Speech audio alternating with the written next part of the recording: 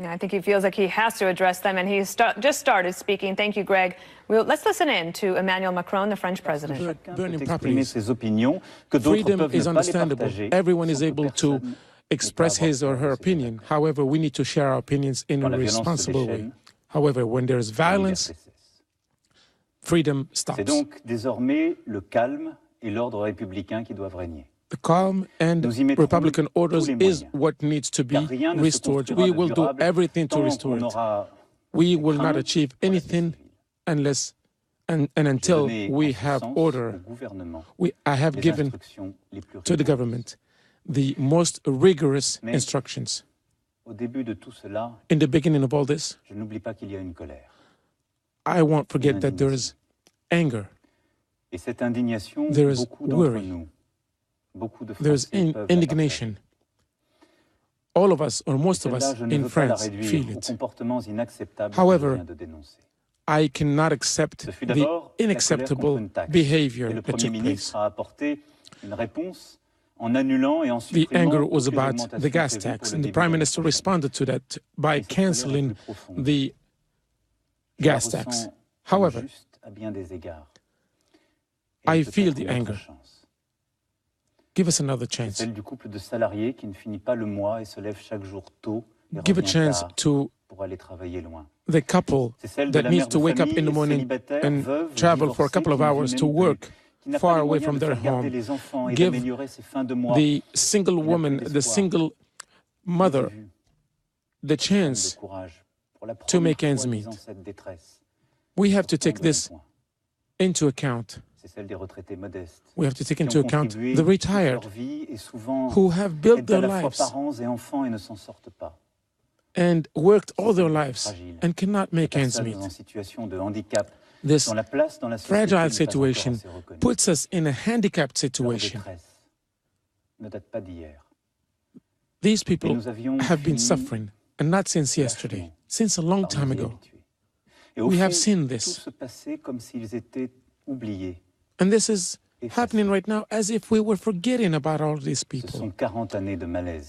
40 people, 40 years of anger, 40 years of worry is what is taking place, is what is happening right now. A democratic worry, a democratic state of mind that is really being destroyed. And barricades have been built to face and to demolish our democracy. We didn't know, maybe about a year and a half, how to answer to this crisis. And I'm taking my part of the responsibility.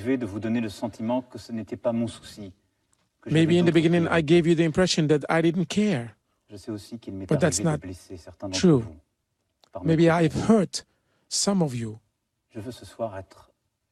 That was not my intention. I want to be clear tonight. If I have fought in order to shake the political system in place, it is precisely because I believe in this country that I love and my legitimacy. I don't take it out of any title or any party. I get my legitimacy and my rights from you. I want to find a way to get out of this together. I want this for France because this is our path. Through history, we have always opened unexplored ways and unexplored methods and paths. I don't want to be divided. I don't want the French people to be divided. This is a country of law. Friendship is what must unite this country. I want this because it is precisely because of this that I ran for office in order to reconcile all the French people.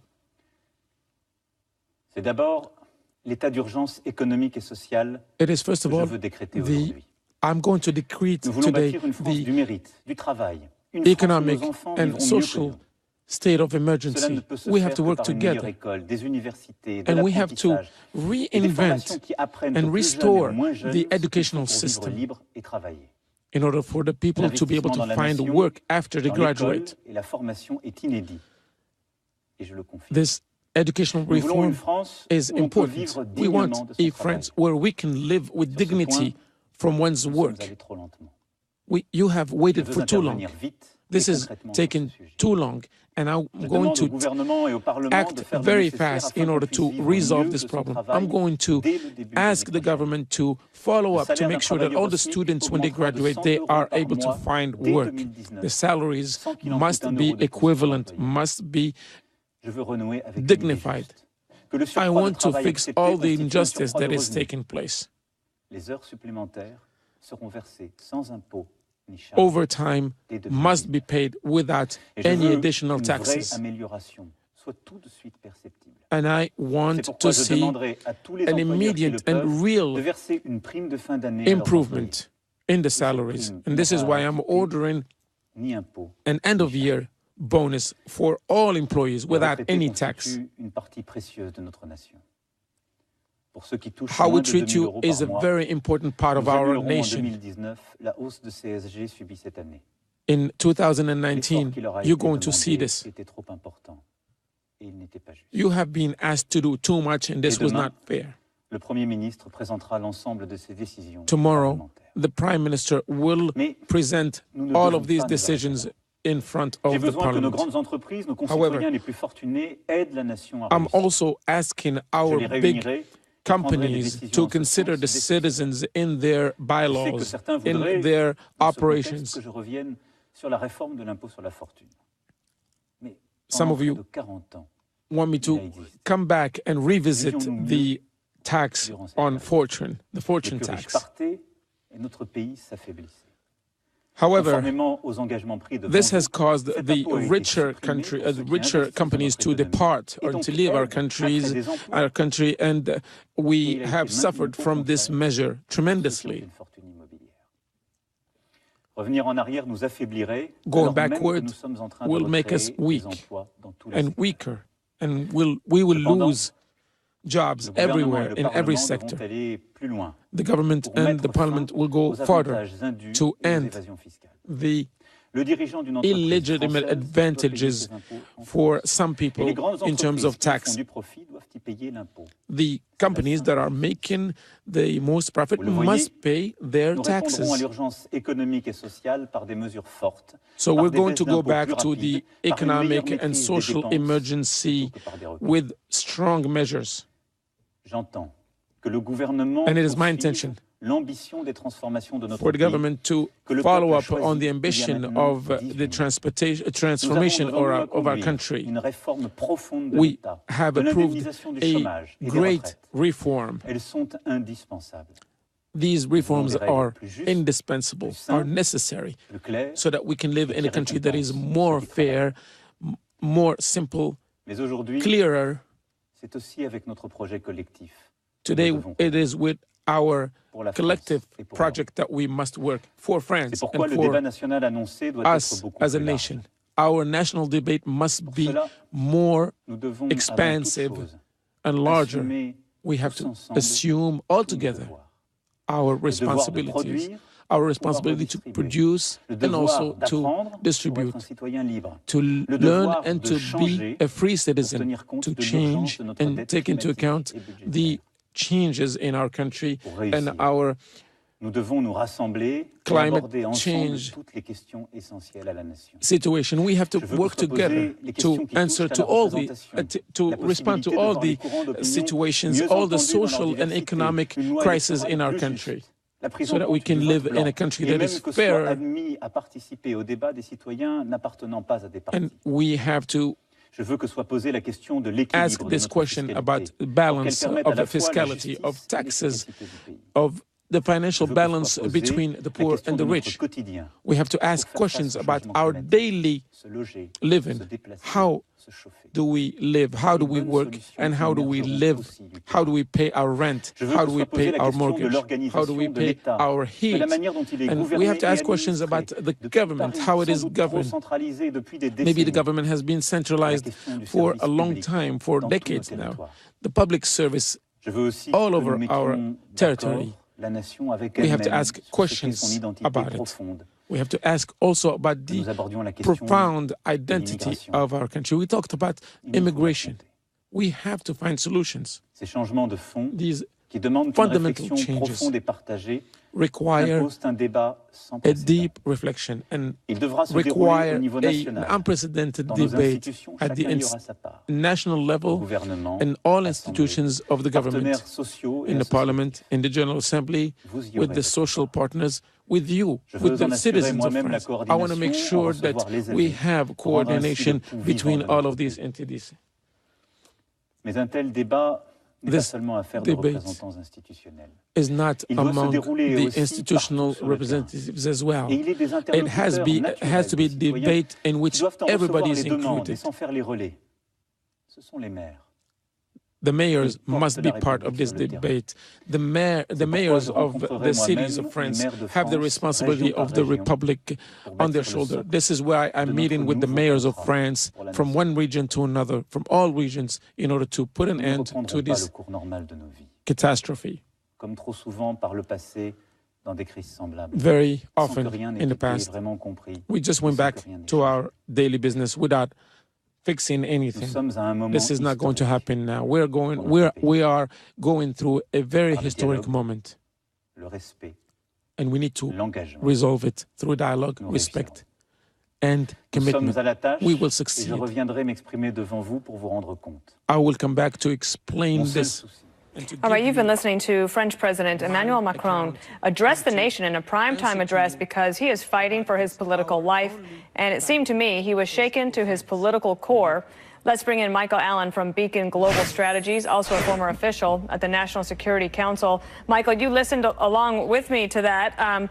Love to get your thoughts. It felt to me like he was recognizing that he's at a crossroads, and he recognizes that. He says he takes his share of the responsibility for it, but then he went on to list a bunch of solutions that to me sounded probably impossible. I think you're right, Dana. I mean, on the one hand, I thought it was remarkable because he went through sort of a self-critique of, hey, if you didn't feel like I wasn't listening to you, let me just say I was. And then I thought it was sort of an interesting play on the state of emergency with regard to security for him to pivot and say, I'm going to have an emergency on social and economic issues. But it did seem hard. It made me wonder about the French system, if it were possible for the President of the Republic to order an end-of-year bonus, although it sounds like he's going to take it to their version of Parliament tomorrow. But, you know, I think it spoke to a lot of economic dislocation that has certainly been across Europe and certainly has jumped over here to the United States. Yes, in fact, when he talks about those bonuses, though, what I heard him say, and maybe I don't know their system well enough, is he's going to mandate an end-of-year bonus for all employees, and that he's going to ask the big companies to review their bylaws to address concerns of the citizens. Can you do that in France, where you can direct a privately owned company to provide a bonus? They certainly have more aggressive and more intrusive laws than here in the United States. I'd say we're more pure capitalists than they are in France. But I do think he's probably going to have to, at a minimum, do something with their version of the Parliament very soon. But in any event, he may be just shifting the focus onto others to, sort of supply the end-of-year bonus that he mentioned. But curious idea. One of the things he said is he's going to, if you tax the companies too much, that they will end up leaving France. He said that's been happening, but there is a proposal on the table that would do more taxing of online giants like Google and Amazon. And he also wants to abolish taxes on workers' overtime and speed up tax cuts. All of this coming, it's almost as if he seemed surprised that this seemed to sneak up on him, and maybe this anger has been building up for a while, or perhaps, Michael, as we talked about in the commercial break before the show, maybe it never ended. You know, I think there is something to the economic dislocation that a lot of countries have felt around the world. I think that President Macron probably is feeling like, you know what, I can see how people in France, perhaps from rural areas, saw him more as sort of the president of Paris, an elite who really catered to the elite there in Paris, and maybe this is him trying to make a huge political pivot to be the president of all of France. And so, you know, we'll see how this goes. I think he certainly made some sort of a step with his explanations toward trying to nip further demonstrations in the bud, but the proof is going to be in the pudding. We'll see in coming days. Okay, Michael Allen, appreciate you being here and listening to that with us. Thank you. And markets reacting to the Brexit drama, with the Dow dropping just about 100 points now. We're going to be live with the story to explain why. Plus, a winter wallop with deadly results, and this dangerous storm, well, it's not over yet.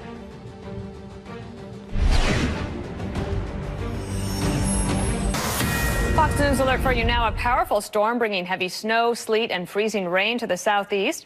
Trees and power lines knocked down, stalling air travel and making roads icy and slippery. Unfortunately, one death attributed to the wintry conditions. One of the hardest hit areas is North Carolina. Brian Yennis joins us live from Asheville, which is a beautiful place.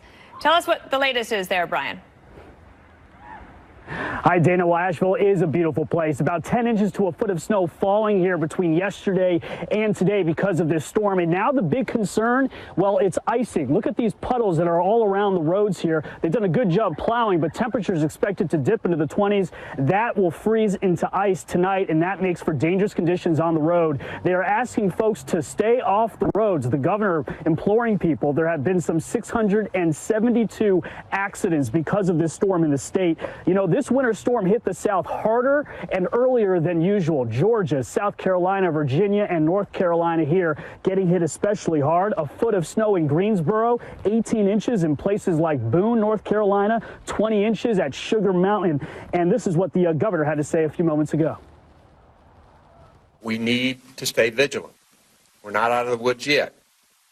This storm dropped staggering amounts of snow, ice, and rain across our state. A year's worth of snowfall or more fell in some places. Some 2,400 plows have cleared up some major highways, I-40 and I-85. In Virginia, there were at least 120 car accidents. That hit, the storm hit really the southwestern part, Roanoke, and even into Richmond. And if snow isn't enough, look at this. Hogs got loose on the highway. An overturned livestock truck on I-40 westbound near the Tennessee border. They had hogs there. They shut down traffic for 3 miles. And look at this video. This is a ferry marina in Hickory, North Carolina. The weight of the snow causing it to collapse. And there are about 400 flight cancellations today out of airports in North Carolina. That's down from 1,300 yesterday. And Dana, sadly, we can report there are the 3 deaths associated to this storm, including one in which a tree fell on a car. That man inside died. Wow, that's a lot of damage. How many people are still without power, Brian? Well, we have 110,000 people in North Carolina still without power. Good news is that is down from 250,000. We have 40,000 in Virginia without power and 40,000 in South Carolina. Duke Energy, the largest energy supplier here in North Carolina, says folks can expect at least one more night without power. People need to be safe, though, with those generators. Make sure they keep them outside. Dana. That's good advice. Okay, Brian Yennis, thank you. Another Fox News alert for you now on the Brexit drama, with markets reacting. The Dow now down just around 70 points. It was down a lot more earlier, but it's come back since then, after the British Prime Minister postponed a vote on her country's departure from the European Union. Kitty Logan is live in London to help us understand it all. Kitty? Well, first of all, Prime Minister Theresa May says she'll be heading back to Brussels to speak to EU officials about this controversial deal. She is hoping she can eventually convince Parliament to back her. There were chaotic scenes today in Parliament over her decision to postpone the vote. The leader of the opposition, Jeremy Corbyn, says the government has lost control. But Mrs May says she stands by her deal, and she's asked ministers and members of Parliament to compromise. It is the right deal for Britain. I am determined to do all I can to secure the reassurances this House requires to get this deal over the line. Now, Parliament has been debating the deal for days. The vote was originally set for tomorrow. there has been strong opposition to it from all sides, even from many government MPs. Now, the Prime Minister was expected to lose that vote by a large margin, and now the vote is delayed. The big question is what happens next? Tonight, the EU has confirmed it will not renegotiate that deal. That leaves very few options. One might be a second referendum or even a new election. Also today, the European Court of Justice has ruled that the clause which triggered Britain leaving the EU could be reversed should the British government wish to do so. Now, of course, many Brexit supporters want to leave the EU without a deal. And on Sunday, many of those supporters took to the streets to protest Theresa May's proposal. But this is a very divisive issue in this country, and many people don't even want to see Britain leaving the EU. There aren't many options left, and time is running out, with just a few months left until Britain is set to finally leave the EU. Back to you. Thank you. And of course, markets don't like uncertainty, so they're paying attention to that. Thank you so much, Kitty. So there's a legal victory for Planned Parenthood as the Supreme Court rejects appeals from 2 states looking to defund it. The High Court staying out of the legal fights in Kansas and Louisiana over efforts to block Medicaid funding to Planned Parenthood. Justices Clarence Thomas, Samuel Alito, and Neil Gorsuch dissented, saying the court should have taken up the issue. But the court's other conservatives, Chief Justice Roberts and new Justice Brett Kavanaugh, sided with the majority.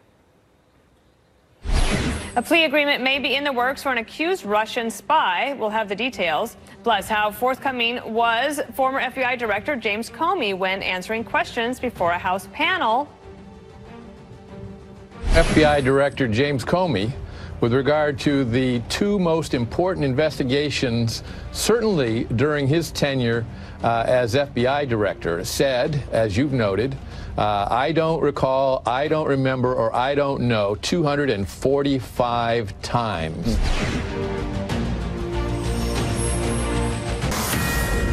Fox News Alert accused Russian spy Maria Butina now set to change her plea to guilty within the next 24 hours. Butina expected to admit acting as a foreign agent without registering as one. Peter Ducey is following this for us. Peter? Dana, Maria Butina came to the U.S. on a student visa, but the U.S. government has been trying to allege that she was a spy all along. And after sitting in a jail cell since summer, it appears Butina is ready to admit that she worked as a Russian agent without registering with the U.S. government as one.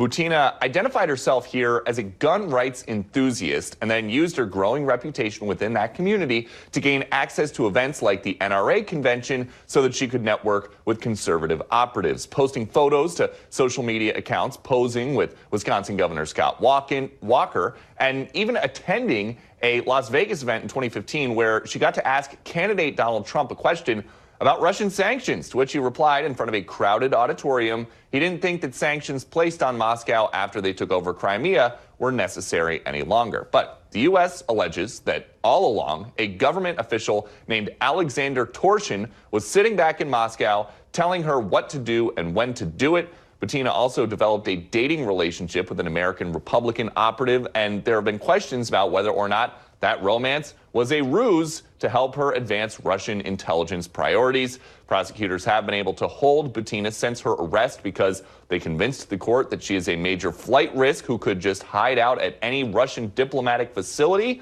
And it's not clear what the terms of her plea deal are right now or how much time she might have to serve in an American prison before being deported back to Russia. Dana.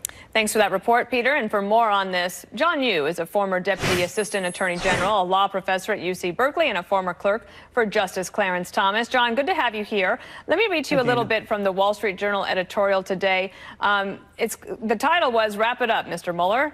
The quote is, Mr. Trump lied to the public about his dealings with Mr. Cohen. Bill Clinton lied to the public and under oath in a legal proceeding, yet Democrats defended him. Good luck trying to impeach Mr. Trump for campaign finance violations Mr. Mueller has been investigating for 19 months. The country deserves an account of what Mr. Mueller knows, not more factual dribs and drabs in sentencing memos. We had those 2 sentencing memos that came out on Friday, and I can see, of course, the frustration the American people have. Like, they want to know what happened, they want to get it all done, they want to rip this Band-Aid off. What say you? I think first that actually it's interesting that the Butina sentencing is today, because even though we're starting to see more reports of contacts between the Russian intelligence services and the Trump campaign, and this is what Mr. Mueller is focusing on, they seem almost amateurish, and I don't think could have possibly affected the outcome of the election. I mean, it's almost like a Keystone Cops approach by the FSB to try to infiltrate the Republican side. What are they going to try to infiltrate the Democrats by sending operatives to the Sierra Club and the ACLU next? They have this weird idea about how American politics actually works. That's a great point. So that's one. The second thing is, of course, the American public are getting frustrated. This investigation's been on about a year and a half now. But I think we should wait for the Mueller report. And I think there's still some very important things that have to happen before we're going to see that. And the most important, the number one issue is Mueller going to ask President Trump to sit down for an interview? Is he going to ask him questions about obstruction of justice? Apparently, Mr. Trump, the president, did not respond to questions about that. This could still spark a constitutional confrontation because Mueller could go to a court and ask for a subpoena and say, I want the president to answer questions about obstruction, and I'd like to see the president answer the questions in person under oath. And you have long said that you are a proponent of President Trump sitting down with Mueller on these issues and clearing it up. I think that, I don't know how, do you stand alone on that in legal circles? Well, I think a lot of people treat this like a normal prosecution of a normal suspect or a normal witness. But that president is, and if that were the case, then lawyers would say, don't sit down under oath, don't testify because you might commit perjury, what people you hear them on, perjury traps. But the president isn't a normal person. He is also the constitutional head of the executive branch. He's actually in charge of all federal law enforcement in the country. It's a bad example, I think, under the Constitution for the constitutional head of all law enforcement in the country to refuse to cooperate with his own prosecutors. I did want to ask you one other thing, because the Southern District of New York, they took a different tactic than Mueller. They went down the road of campaign finance violations. I wanted you to listen to Senator Rand Paul from the weekend and comment on this case. I think what's interesting about this is people forget history.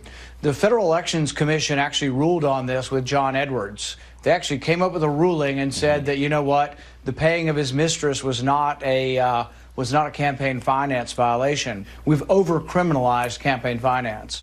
Are these cases that similar? I find myself in the weird position of agreeing with Senator Paul. So, look, he's right that we have stretched the law too far to cover campaign finance. But I would add an important but to what Senator Paul said.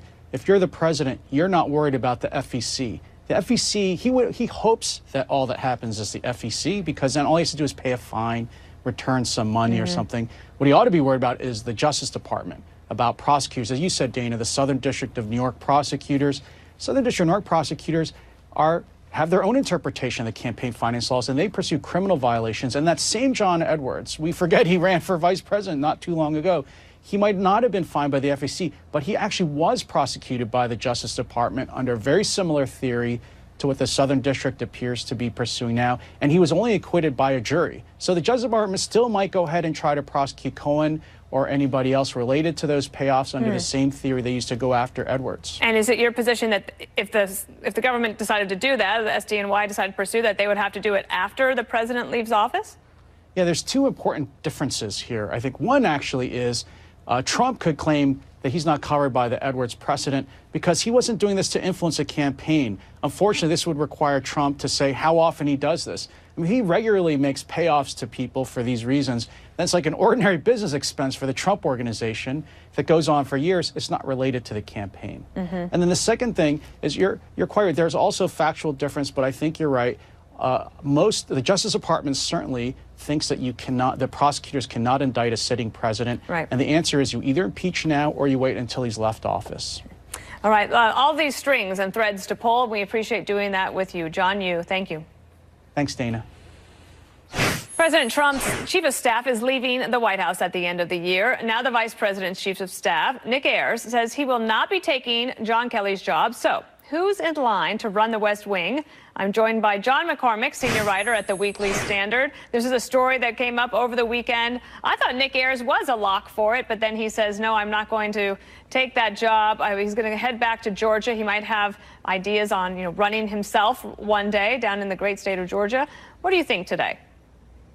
Well, yeah, I think Nick Ayers dropping out is a little surprising. I mean, a 36-year-old Vice President, Chief of Staff declining to take the top job in the White House. A little surprising. Suggests, I think, that he's not too interested in the fights of the coming years over the Mueller probe and fights with Democrats. Right now, the name that's getting all the buzz is Congressman Mark Meadows. As first reported by Jonathan Swan at Axios, he's being considered. Mark Meadows has a reputation for being a loyalist to President Trump, for being somewhat of a fighter. Most of his experience fighting has come fighting, his own party leadership. He helped oust John Boehner, so he doesn't have a lot of experience in Washington. He only got elected in 2012 for the first time, 6 years here. So he's got that going for him. On the other hand, again, not having a lot of experience, the president's going to have a lot more to deal with than simply the Mueller probe, with John Kelly leaving, with H.R. McMaster already being out, and with the president saying publicly that General Mattis may leave as Secretary of Defense. You have to also consider that he is losing a lot of his steady hands, the generals who have served under him. And again, that's another weak spot, I would say, for Meadows, not having that foreign policy, military experience running something as those men have. In Politico Playbook, in their afternoon edition, I just read that before coming out here, they said that, believe it or not, that Mark Meadows is known as somebody who actually is the deal maker of the Freedom Caucus, the most congenial one to try to get things done. And of course, if the president wants to get some legislative wins before his reelection, he's going to have to compromise, of course, with the Democrats as they take over the House. Let me read to you a quote from Matthew Dickinson of the New York Times. He said, the announcement about Mr. Kelly is the clearest sign yet that for Mr. Trump and his White House staff, the time to govern is winding down, and the presidential campaign is about to begin. The expertise a president requires from his staff to govern is not always the same skill set he needs for campaigning. But what I would ask you, John, is the president has relied successfully on his instincts. It might be unconventional, it seems very disruptive and sometimes not very strategic, but he has been able to win. That's true, but on various things, but a lot of his wins in terms of policy, I mean, on taxes, that was a win in concert with the Republican establishment. That was a Mitch McConnell, Paul Ryan bill. In terms, I think that quote is exactly right, that going forward, the Republicans in Congress had already kind of exhausted their legislative agenda, and with Democrats in there, I don't really see any bipartisan compromises. The bills that are going to get passed are just things that keep open government funding. You don't really need the Freedom Caucus, the hard right there. You're going to need these compromises that nobody likes, appealing to some establishment Republicans. So maybe Mark Meadows has a good sense of where those, where that Republican right in the middle between, the establishment and the Freedom Caucus, the conservative that you're going to need to get some things through. That he could be helpful in that way. And again, a lot of what it looks like he's getting ready for is, as Mark Meadows' allies are saying, is that he's a guy who knows how to fight back against the Mueller probe in the media, what different groups are allies. He's been intensely focused on that, knows the details of it. So I think that is part of why he's being considered right now. It's on his mind. Before I let you go, I'll just mention to you, I won't play the sound, James Comey, he was out and about last night doing part of his book tour at the 92nd Street YMCA up here in New York, basically showing that he's quite partisan, actually, right? So he's saying that Democrats need to do everything they can to beat Trump in 2020. He's not really being the independent FBI director that he once was. Yeah, I don't think it's a good look for him. I think that it would be wise for him to sort of step back, but he's already gotten so far out there. I guess he feels he wants to be a partisan player. I don't think it's helpful to him or to anyone, really. And I don't think the Democrats really want him either. I don't know. There's depending on who you talk to, he's kind of in no man's land. John McCormick, thank you. Thank you. A new warning about Big Brother, how the apps on your cell phone can spy on your every move, and they can't keep a secret.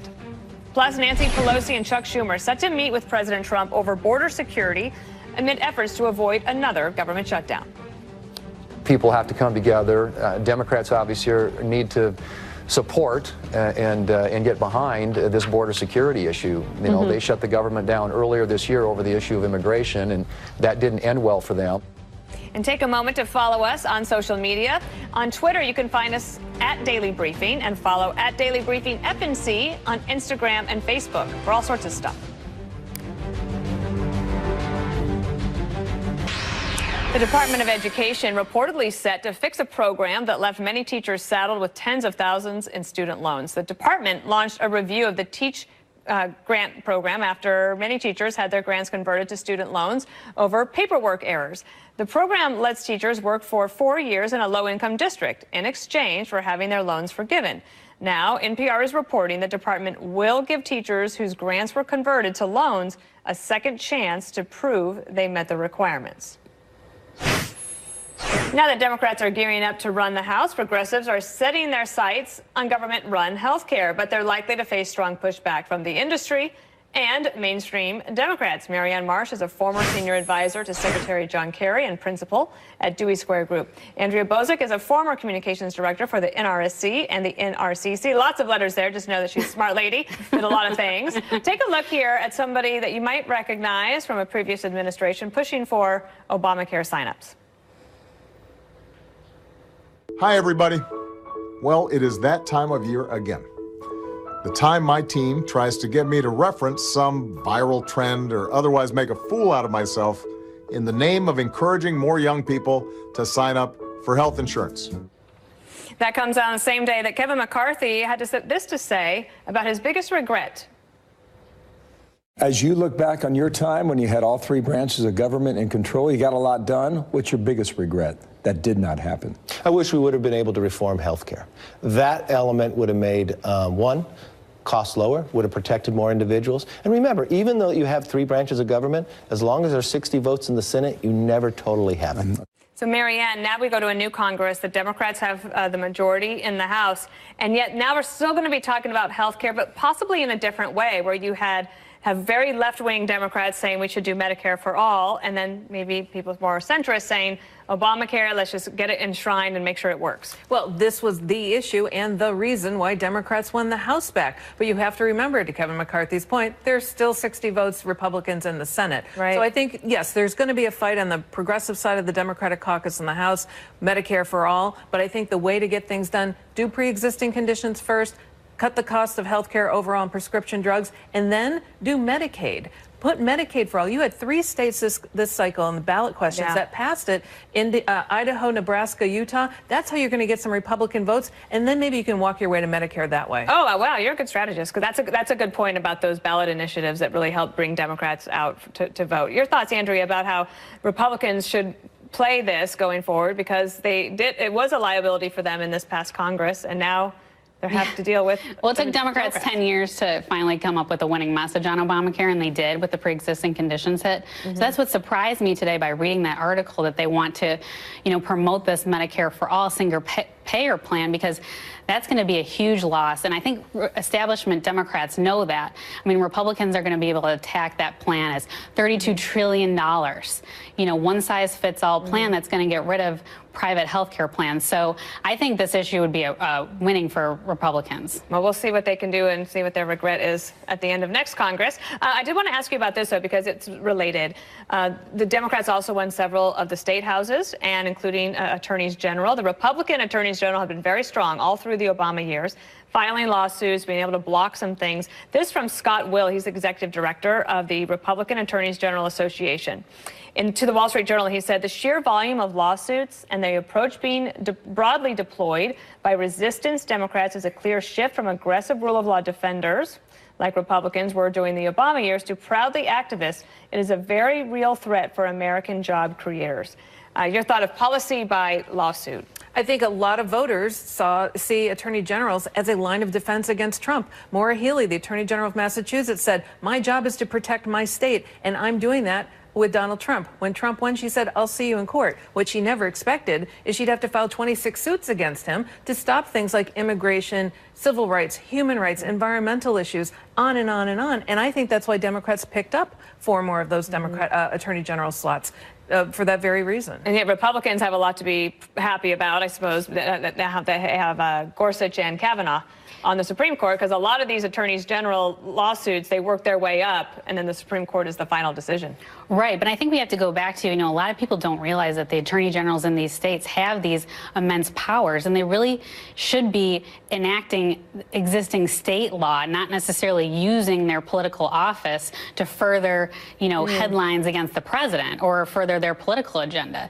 That's not really what the AG in the states are supposed to be doing. But the Republicans were quite effective at it, especially when it came to with the EPA, for example, getting the Supreme Court eventually to rule 9-0 against Obama on the EPA issue. Right. It's fine when Republicans do it, and then when Democrats do it, it's terrible. It's something. Yeah. Don't you see how that works? It happens every so often. But I think Democrats have been very effective. And I mean, in one of your segments just earlier, the Planned Parenthood appeal, 2 states saying we don't want Medicaid funds going to Planned Parenthood. And when the Supreme Court said no, they should be funded. Yeah, and well, to your point, then maybe that's another thing that the Republicans and Democrats have to tussle over as they figure out how to fund the government the next couple of years. Yeah, Ellen, actually in 2 weeks and then in 2 years. That's true. All right, Marianne Marsh and Andrea Bozek, thank you. Thanks, Tina.